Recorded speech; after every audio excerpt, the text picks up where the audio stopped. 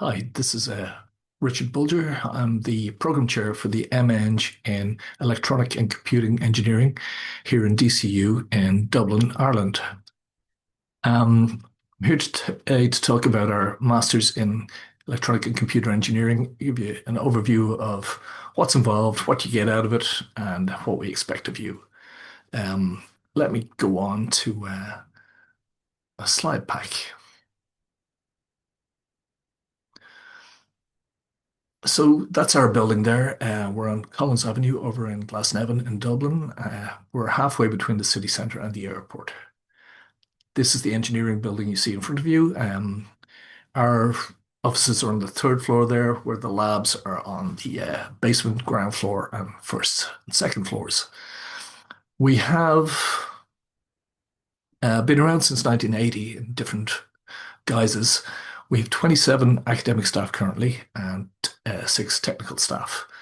Um, it's a purpose-built building, and we can cope with nearly all demands that a modern electronics, computer engineering faculty would require. We have everything you might need to complete a very thorough degree with us. We are research led, and that anybody who teaches on your modules will be actively researching the topic. So that means that it's very up to date, but it also means it's very cutting edge.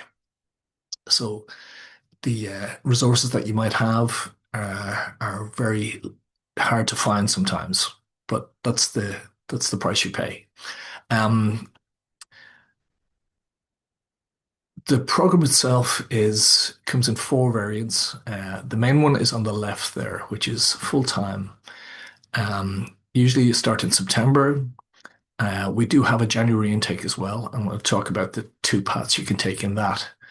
Um, there's also a part-time option where you can take it in up to 4 years. This is usually for people who are in employment. Full-time students generally go for the one on the left.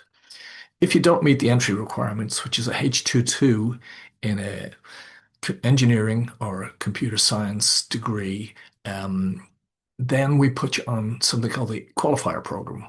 And again, the qualifier program comes in two variants, full-time and part-time. And we'll talk a bit more about the qualifier program when we get to the detailed structures. For the full-time students starting in September, this is a typical overview of what the timelines are like. You'll start in September and you'll commence learning, and we can take 3 to 5 modules in each semester. We recommend four, but if you want to front load it somewhat, you can take five. We don't recommend more than five. Then in semester two, after the December break, we will have second semester where you take your remaining modules up to May, where you'll have the end of term exams. In May, then you'll start full-time work on your project, which is 30 credits based on some research that you've done yourself. You'll start thinking about the module as soon as you start the course, the project module, and we will advise you in how we allocate topics to you and what possible areas that you might be interested in researching in. Um,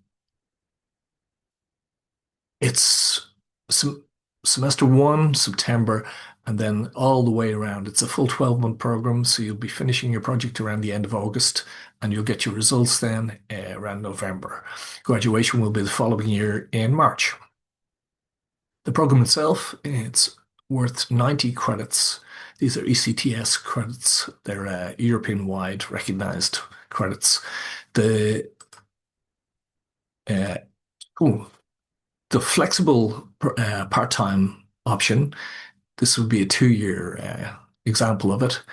You'll do two modules per term. You'll have the summer off, and then in the second summer, you'll start your project implementation. You can vary this if your workload changes, so you can take one module, you can take it over for 4 years if you want, or you can, if you have more time, you can take more than obviously two modules. We don't recommend you taking more than the five as in the MEC full-time program. The qualifier program is slightly different. So you'll come in, you'll take four modules over maybe a year. Based on how well you do on that, we will then admit you or not into the full MECE stream, either part-time or full-time.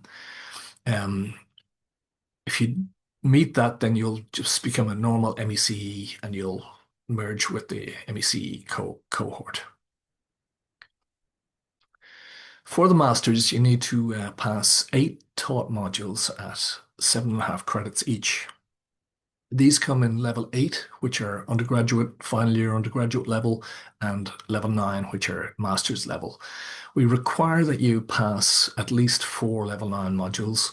You may take full 8 level 9 modules if you find that interesting, that's fine. But we definitely need 4 at level 9 and then at least 4 at level 8 then. Along with that, you'll be doing a master's project, which is worth 30 credits in total. 7.5 credits of that are in a preparation for your research, and it's a taught program, whereas then the 22.5 credits is your own work over the summer. 90 credits in total, 60 from the taught modules, and another 30 from the project. So we have around 25 modules that you can select. We offer a general major, which is just you pick the subjects that you are interested in, and so long as you have 4 level 9s, then a suitable project, then you can go ahead. Sometimes people want guidance, and we tend not to be too prescriptive in what module choices people may make.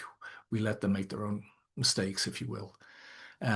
That said, we do have proposed 4 different majors in image processing, the Internet of Things, nanotechnology and photonics, and data and telecommunications. And we advise students to take certain core modules and optional modules, and if they pass them, then they get a major attached to their master's award. So I'll go through those 4 majors now. The Internet of Things is all about embedded devices. So as computers have become smaller and smaller, they've gone to smartwatches and drones and uh, telephones, mobile phones. So, and that trend is increasing more and more. So there's now more processors in the world than people by a few orders of magnitude. Um, and those are little computers out in the wild. So we have to think of things like how do we secure them? How do we communicate with them? Um, they're typically battery powered, or they sometimes harvest their energy from the environment they're in. So engineering really comes into its own then when you talk about milliamps, microamps, nanoamps. Some of these devices can last for 5 years on one battery. So that's what the whole Internet of Things is about. And so we have networking in there, coding, generally C, C++, Rust, a bit of Python. Um, so the core modules are there. We got real-time DSP, embedded systems, data analysis and machine learning too, and network stack implementation. So we want you to do those 4, and then along with them on the right-hand side, 4 of the other ones. We also have then at the bottom on the left the project and the research project planning module. All the majors will include those 2.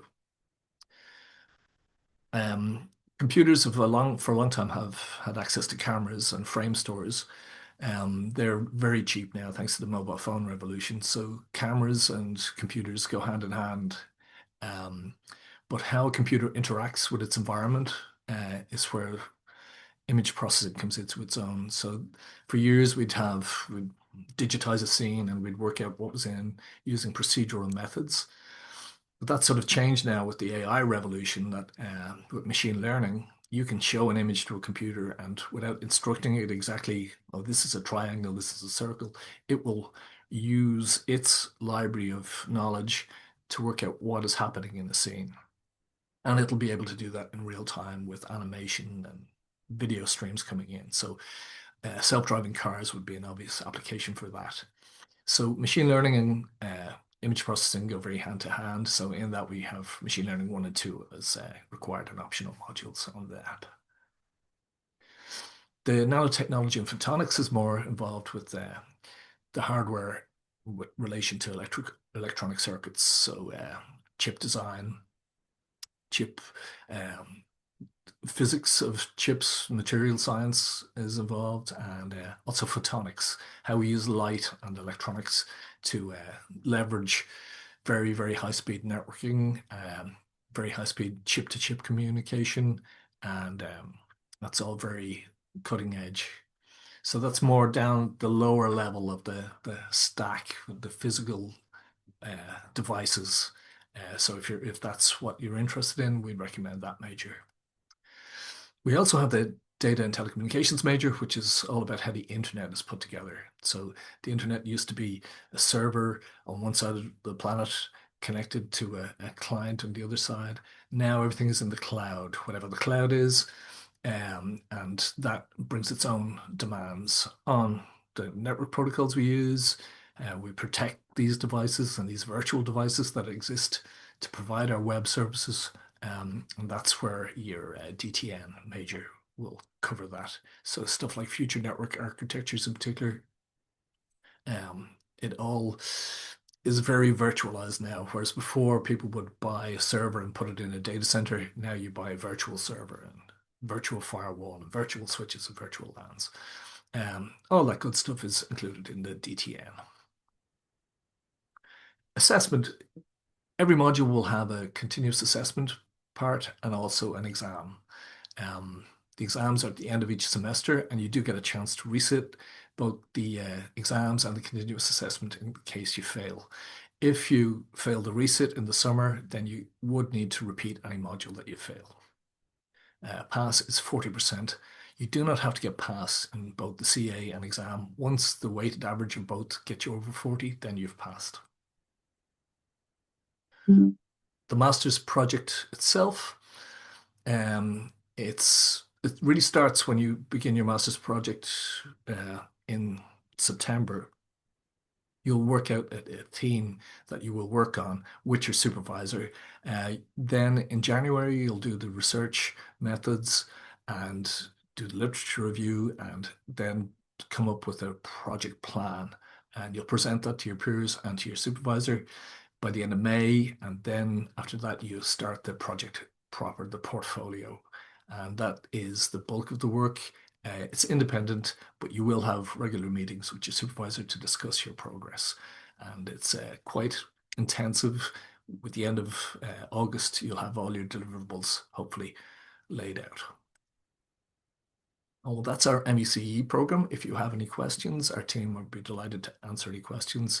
And thank you for your time.